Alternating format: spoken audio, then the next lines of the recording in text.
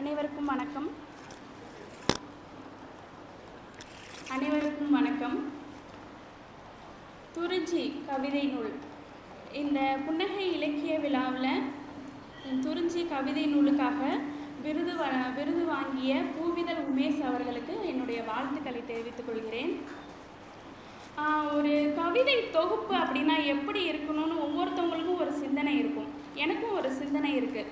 ஒரு நல்ல மலைச்சாரலில் சூடாக ஒரு தேநீர் அருந்துவது எப்படி இருக்கும், அதுபோல தான் ஒரு கவிதை நூலை நம்ம வாசிக்கிறதும். ஒரு தேநீர் அருந்துவதே பார்த்திங்கன்னா ஒரு சிறிய வாழ்க்கை அப்படின்னு சொல்லலாம்.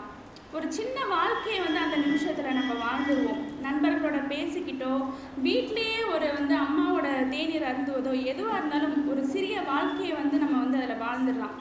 இல்லை அப்படின்னா நம்ம வாழ்ந்து முடித்த ஒரு வாழ்க்கையை அதை ஞாபகப்படுத்தி போகலாம். அந்த மாதிரி தான் ஒவ்வொரு கவிதையும் ஒரு சிறிய வாழ்க்கை. அந்த வாழ்க்கையை நமக்கு அது ஞாபகப்படுத்தும். அதுபோல தான் நான் வாசித்த இந்த நூலில் இருக்கக்கூடிய ஒரு 2 கவிதைகளை மட்டும் இங்கே பதிவு செய்கிறேன். ஒரு பாதை எப்படி இருக்கும்னு நீங்கள் நினைக்கிறீங்க? இப்போ எல்லாரும் பயணம் செஞ்சு வந்திருக்கோம். அந்த பாதைகள் எப்படி இருந்தது? தார் சாலைகள்.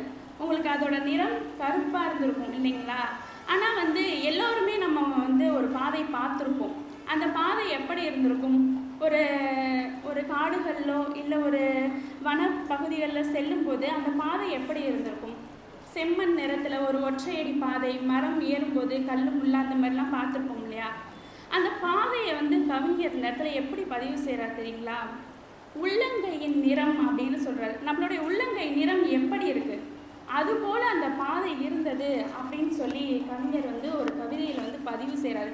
அதாவது இது ஒரு வாழ்க்கை. இந்த ஒரு வார்த்தை ஒரு வாழ்க்கைன்னு சொல்லலாம். ஏன்னா நாங்களாம் சின்ன பிள்ளையில் எங்கள் ஊரில் அந்த ரோடு வசதிகள்லாம் இல்லாத காலத்தில் இந்த மாதிரி பாதைகளில் பயணித்திருப்போம்.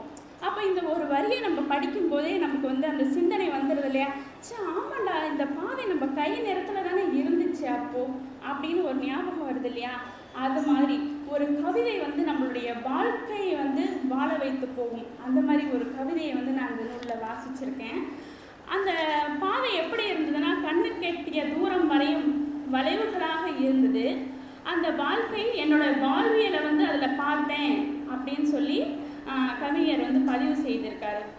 அதன் பிறகு அடுத்த பாதையை அவரே சொல்லியிருக்காரு பாருங்க. அந்த பாதைக்காக ஒரு நேர்கோட்டை போட்டுவிட்டு, அந்த நேர்கோடு கவிஞர் பார்வை எப்படி வேணாலும் இருந்திருக்கலாம். ஆனால் வாசகர் என்னுடைய பார்வையில் இருந்து ஒரு நேர்கோட்டை போட்டுவிட்டு, இப்போ இருக்கக்கூடிய தார் சாலைகளை கூட நம்ம அதை உதாரணமாக சொல்லலாம். ஒரு நேர்கோட்டை போட்டுவிட்டு நம்ம பார்க்கும்போது அது எப்படி இருக்குன்னா, அந்த இறுதி வரிகளில் சொல்றார் பாருங்க, யாருடைய கால்கள் தான் பயணிக்கும் அப்படின்னு சொல்லியிருக்காங்க. இந்த தார் சாலைகளில் உண்மையுமே யாருடைய கால்களும் பயணித்ததில்லை, அதுதான் உண்மை. அதுபோல் இந்த கவிதைகளில் அவர் பதிவு செய்கிற விஷயம் ஒரு வாழ்வியலாக எனக்கு தோணியிருக்கு. கவிதைகளை நான் இங்கே வாசிக்கலை, நூல்களை வாங்கி நீங்கள் வாசித்து பாருங்கள், சரிங்களா? அடுத்து ஒரு 2வது கவிதையும் இந்த இடத்துல நான் பதிவு செய்கிறேன். ஒரு தனிமை பற்றிய கவிதை அப்படின்னு நான் எடுத்துக்கிறேன். தனிமை ஒவ்வொருவருக்கும் ஒரு மாதிரி இருக்கும். ஒருத்தவங்களுக்கு அந்த தனிமை காதலில் இருக்கிறவங்களுக்கு இன்பமாக இருக்கும். இல்லை அப்படின்னா ஒரு சோகத்தில் இருக்கிறவங்களுக்கு அது ரொம்ப கஷ்டமான விஷயமா இருக்கும். அந்த தனிமையை கவிஞர் எப்படி பதிவு செய்கிறாரு தெரியுங்களா? பேச யாரும் இல்லை, பேச யாருமே இல்லை, தனிமையாக இருக்கிறேன். ஒரு குவளை தண்ணீர் மட்டும் அருகில் இருக்கிறது. நம்ம ஒரு தண்ணி மட்டும் அவங்க பக்கத்தில் வச்சுக்கிட்டு பேச அமைதியாக யாரும் இல்லாமல் தனியாக அமர்ந்திருக்கிற மாதிரி ஒரு சூழல். அந்த நேரத்தில் கவிஞர் என்ன செய்கிறார் தெரியுங்களா?